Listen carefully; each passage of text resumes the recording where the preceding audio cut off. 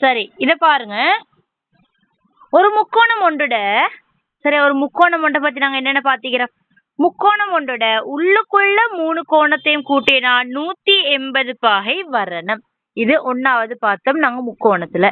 அடுத்தது நாங்க பார்த்த முக்கோணத்துல ஏதாச்சும் ஒரு பக்கத்தை இப்படி நாங்க வெளியே நீட்டினோம்னு சொன்னா அது வந்து உதாரணத்துக்கு 100 சொல்லி வைங்களே, அது இങ്ങനെ உள்ள 2 பேரையும் கூட்டுறதுக்கு சமனாயிக்கும். அப்படின்னா முக்கோணத்துக்குள்ளுக்கு மொத்தம் 3 கோணம் மீக்கிட்டானே, அதுல அதோட இருக்கிற கோணம் இல்லாம மீதி 2 கோணங்களையும் கூட்டுறதுக்கு இந்த வெளியால உள்ள கோணம் சமனாக இருக்கும்.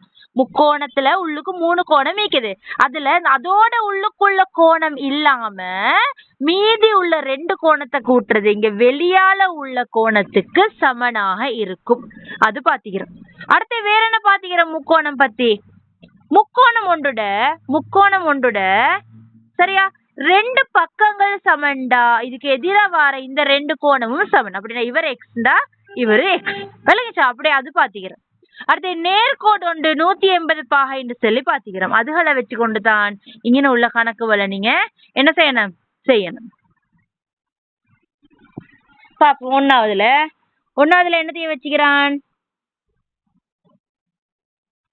ஓகே, ஒன்னாவதுல பாருங்க, ஒரு நேர்கோடு தந்திக்கிறான். நீங்க தான் விடான்னு பண்ண, நான் விட சொல்ல மாட்டேன். 70 இங்கன எக்ஸ் இங்கன 150 பாகை. சரியா, இங்கன 70 இருந்தால் இங்கன எத்தனை ஆயிக்கும் இங்க பாருங்க. இல்லாட்டி இப்படி பாருங்க, இது ஒரு நேர்கோடு, இது ஒரு நேர்கோடு, இது ஒரு நேர்கோடு உண்டா. இங்கன 150 தந்திக்குது. ஃபுல்லா ஒரு நேர்கோடு உண்டு. எத்தனை பாகை? ஃபுல் நேர்கோடு உண்டு 180 பாகை. இங்கன 150 தந்திக்குது. அப்ப இவர் எக்ஸ் நாங்க போட்டுக்குவோம். இப்ப சொல்லுங்க, 150ஐயும் எக்ஸையும் கூட்டினா 180 வரணும். இவர் எங்கால கொண்டு கழிச்சிங்கன்னா 30. அப்ப இந்த இடத்துல 30 வரும். சரியா, அதை வச்சுக்கொண்டு முக்கோணத்துல உள்ளுக்குள்ள கோணங்களை கூட்டினா 180 செய்யவும் ஏலும். வேற எப்படி செய்யலும் இந்த கணக்க? இங்க பாருங்க, இந்த 70ஐயும் இங்கனால உள்ள இந்த 70ஐயும் இங்கனால உள்ள இந்த கோணத்தையும் கூட்டினா உங்களுக்கு எவ்வளவு வரணும் சொல்லுங்க? எவ்வளவு வரணும்? 150 வரணும். நாங்க பார்த்தோம் ஒரு முக்கோணத்துல உள்ளுக்குள்ள 2 கோணத்தையும் கூட்டது இங்க வெளியால் உள்ளதுக்கு சமன். அப்ப இதே 70 இருந்தால் யார கூட்டினா 150 வரணும்னு சொல்லி உங்களுக்கு தெரிஞ்சுக்கணும். அப்ப இங்க யாரு வரணும்னு தெரிஞ்சுக்கணும். இங்க யாருன்னு சொல்லி தெரிஞ்சா இந்த வெளியால உள்ள எக்ஸ கண்டுபிடிக்கலும். இது ஒரு நேர்கோடு. விளங்கிச்சா? அதை வச்சுக்கொண்டு எனக்கு இந்த கேள்வியை நீங்க செய்யணும்.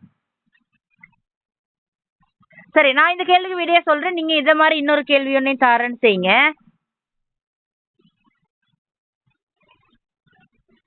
இங்கன 70 இங்கன 150 இங்கன எக்ஸ் தான் காண சொல்லிக்குது.